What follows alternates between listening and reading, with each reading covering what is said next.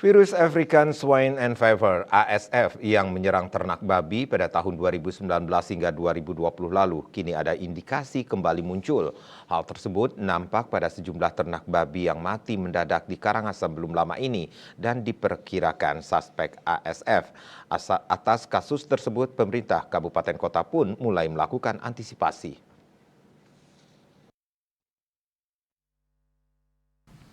Kepala Dinas Pertanian Kota Denpasar Ana Agung Gede Bayu Brahmasta mengatakan hingga Jumat 22 Maret di Denpasar belum ditemukan kasus terkait ASF.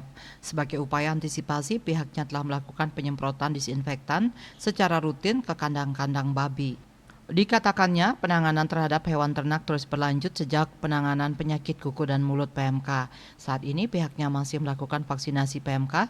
Setiap terjun ke lapangan, ia mengaku juga melakukan penyemprotan kandang babi. Hal ini untuk menjaga kebersihan kandang. Pihaknya berharap dengan kandang yang bersih, kejadian ASF tidak akan ada lagi karena dari tahun ke tahun telah dilakukan vaksinasi. Selain penyemprotan disinfektan, Pemkot Denpasar juga melakukan sosialisasi kepada para peternak untuk menjaga kebersihan kandang, seperti tidak sembarangan masuk ke area kandang atau membersihkan diri sebelum masuk kandang. Di kota Denpasar sendiri dikatakannya ada populasi babi sekitar 5.000 ekor. Jumlah tersebut mengalami perubahan berhubungan dengan masa panen dan pembibitan para peternak.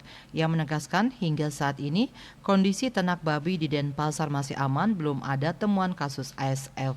Bisnis Bali melaporkan.